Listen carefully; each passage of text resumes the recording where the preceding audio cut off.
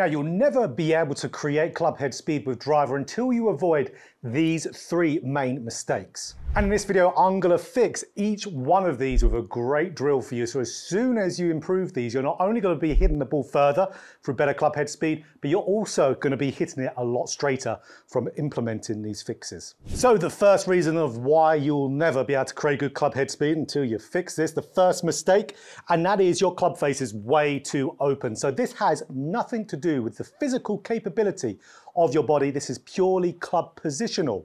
So if your club face gets open, so we see here at shaft parallel in the backswing, the toe is pointing up towards the sky or slightly pointing behind, that is an open club face. So if I'm going to try and get that to the golf ball and make it function, I have to slow everything down with my body to be able to re-square it. I won't be able to move very fast at all. So if you look here, I'm going to do one with a really open club face. Try to still swing, as you can see, with good intent there. And what was my club head speed? 99 miles an hour. Now for me, my normal club head speed is 105 of a cruising speed with driver. Not the fastest, no, but I'm a disabled golfer with cerebral palsy, so that's, in my opinion, not too bad for a disabled golfer. I'm a professional as well, so you can get these moves. So if I now hit one with a square club face, so what is a square face? Square face is that club face there matching your spine angle. Another reference point at the top of the swing. We want the club face to be matching our forearm angle. So when we get that club face square, our body then can be incentivized to shift and turn and be able to create some much more speed. So gonna keep that club face squarer. Watch the difference here in speed and distance. So what we're gonna see there, same intent. I've got 270 yards to carry there, 290 total. Losing my balance was just because of my disability there, not because I went out a bit harder. And as we can see there, 106.3. But look there, how much better and straighter that shot is. So not only is squaring your club face going to free your body up to turn better, it's also going to make you straighter. So why do most golfers get that club face open? So the reason is the takeaway. We see so many golfers do this as they take the club back, have that nasty forearm rotation. So look at my watch. See how the watch is pointing? If there was a target down there, just at the target or maybe slightly right of it, and now it's pointing away and up. Forearm pronation, so like my tattoos here, rolling towards the ground with my left forearm. That whips the club head on the inside of the hands, actually pushes the hands slightly out. But look at the club face there. The only way that club face wouldn't be really closed is if I had a mega strong grip, but then I have to have all the counteractions for a mega strong grip. So we want to come back in that takeaway. Now look where my watch face is now. I may have even said watch logo before. Watch face is what I was saying. So watch face pointing down like if there was a tray of balls in front of you is what we want to feel. Look at my tattoo on my forearm. See how it's still facing diagonally up behind me. See now how the face is nice and square if I've got a nice neutral grip. So we can do that, perform that a bunch of times there.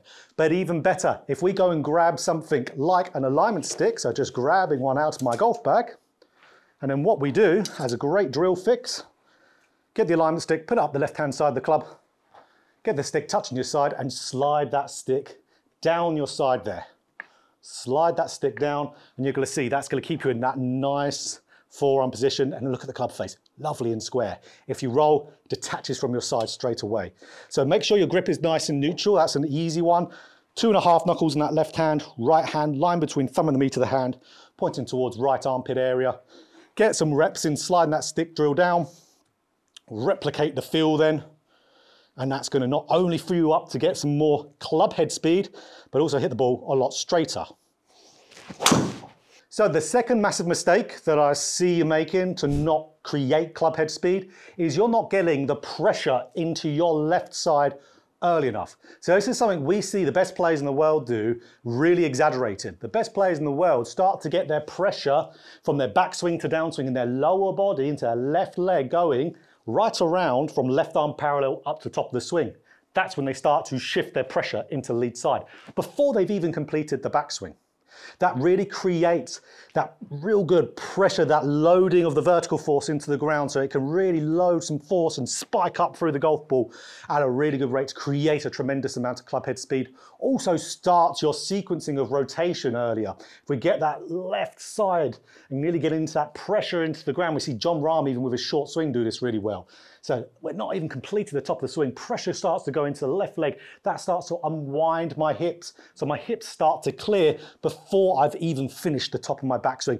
That torque and that tension creates so much whip and so much speed going through the golf ball. Where most amateurs hang back in the downswing. It takes them forever to get off their left side. So that's where you'll see some shots. I've got to move that ball back a smidge. So if I do one here where I'm hanging the weight back in my right leg, or let's say just getting the pressure, moving quite late, more kind of mid downswing. So still trying to give it some good intent there. I mean, carry wise, wasn't too bad. I'm actually in the hundreds now there of club head speed, but here's the thing, you can actually get away with having some optimal launch angles to some degree doing that, because you can still hit up on it if you hang back quite a while. But again, we want to be doing it the proper way. We want to be gaining a ton of club head speed. So I'm going to hit the ball now, really trying to feel like I'm getting my pressure early left as soon as possible. Again, I find this really difficult. It's something I used to struggle with because my cerebral palsy affects my left side. It's tougher to get the weight in there because it's around 75% of the strength of my right. So this is a challenging one for me, and I'm going to show you a drill which is instrumental for me to be able to get this in there. So let's get that pressure on that left side earlier. It's going to start that sequencing really nicely. Just easier to unwind and whip through it. Again, swinging a little bit faster today, 106, which is great for me. So really want to get that pressure moving early into that lead side. It's so helpful. Let's get straight to a drill. So our drill here is called the step through drill. So with the step through drill, what we do, we set up to a golf ball just like normal. So a nice normal forward ball position. If you're not doing this, get that ball position more forward. It's going to make life way more easy for you to hit on the up. So now what we do, we bring the left foot over to the right foot, club comes out the middle, and then we swing back. And as soon as we swing back, we step through with our left leg. Incredibly difficult to do, especially for myself, but it was one that's really challenging and gets you really exaggerating that pressure going early forward. And if you're a golfer who struggles to clear the hips, this is going to really help you with it also. So such a good drill. So as soon as you take the club back after you step over, you swing through. Again, some of you will absolutely see yourself hit the ball further when you do the drill. For me, it won't because of my disability. It is harder for me to be able to create speed from that left side, but it's still incredibly important to do. So here we go. Step over as soon as I take that club back and through. Just really gets that pressure coming through early. That's, again, for me, not bad at all. I will always personally see the ball, or the speed anyway, drop off. Again, that is not going to happen to you. That is purely because of the makeup of my body. But it is a real good one to shift that pressure as early as it can. I'm actually really happy with that one because that one's gone to target nicely. I find it so unbelievably hard to hit the ball to target with this because it exaggerates it so much. And again, this is the one I personally struggle with. If I could get that pressure into the left side even earlier than what I described earlier with my normal swing, I dare say I'll probably get up to 110 normal. So that's where, again, I need to work on this a ton. I'm losing speed from it, and most of the amateur golfers out there, certainly all that I teach, do not shift early enough, not get that pressure early enough. So one more drill. That's more like what I'd normally do. It hasn't even picked it up.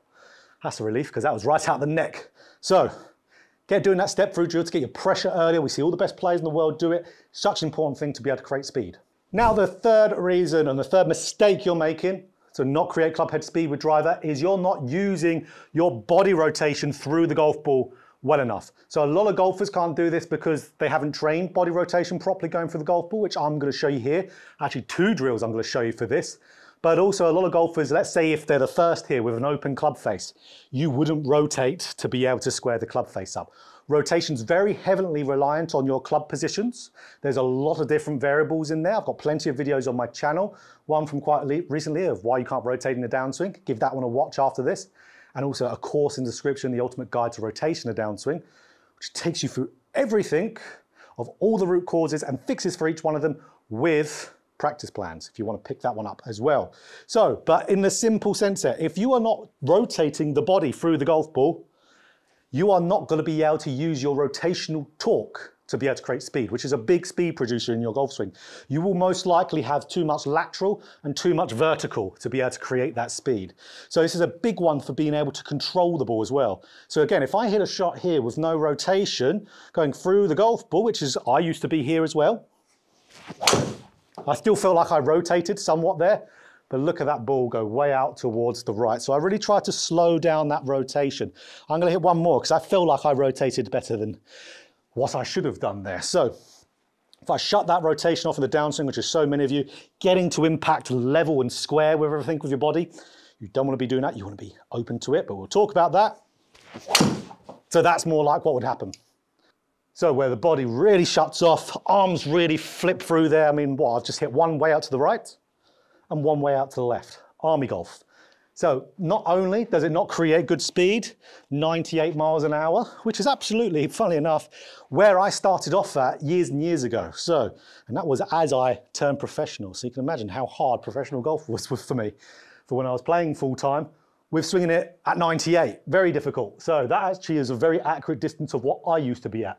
230 carry, 260 odd total. That was pretty much it. So you can imagine, good short game and putting was my game for sure. So now if I get my body turning through the golf ball, which we're going to talk about with good drills here, it's going to be so much easier to control this golf ball. So if we can see there straight away, it's a nice bullet down there, getting 106.5. I'm over the moon with that. But 265 carry, 285 total. You're not going to be playing too many golf courses where that's going to be a problem. And we can see it's bumped away up to 106.5. And this is so important as well. Face control. When you're rotating better, you will have your face flip over less because your rotation of the body is controlling the club face. It's calming down the rate of closure. If we stall the body out, we have to fire with the arms to get to the golf ball. That increases the rate of rotation of club face, and this will be poor. So having that to the right of the path is so important, if your path's left anyway, to be able to, of course, play good golf. Let's get to the drills. So the two drills to be able to get your body rotating more. So drill number one, this is one that I learned from my coach back in the day when I lived near London. I'm here at Teeter Green and Air in Scotland. I moved all the way up to Scotland, and that's the guy Lee Cox.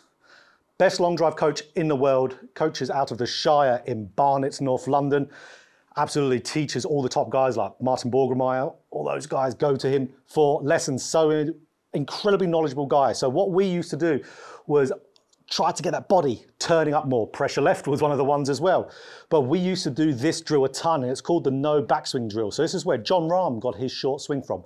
Not necessarily from Lee saying it, from John Rahm's coach. Of course, drill obviously goes around a lot. So what we do, we try to swing back to what feels like a takeaway or even slightly longer than a takeaway. Feel like we're not doing much backswing at all. But we're still trying to hit the ball as far as we can. Don't care about the control. Just as far as we can with a short backswing. So then your body needs to open up, needs to rotate way more because it can't generate speed from here. It has to swing, of course, with the body. So I'm going to feel like I'm here, but in reality, I'll probably be a little bit further back, but not enough to create arm speed. So, okay, really no backswing speak of. Hit the ball as far as I can. Don't care where the ball goes to start off with. But again, 99 miles an hour with what felt like I swung it to here. In reality, I was probably there. That's pretty damn good.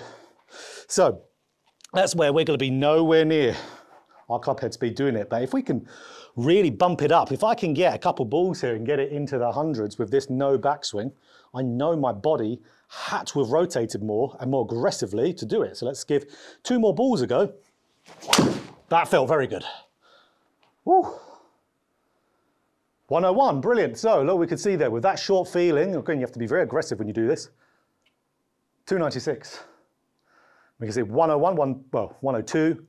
We can see a club path's actually gone a little bit more on the inside. It's a little tight draw there because I'm starting my downswing sequencing so early because my lower body is really firing really as soon as I take that club back. It's very similar to the step through drill in the sequencing that happens with your body. So again, another one here.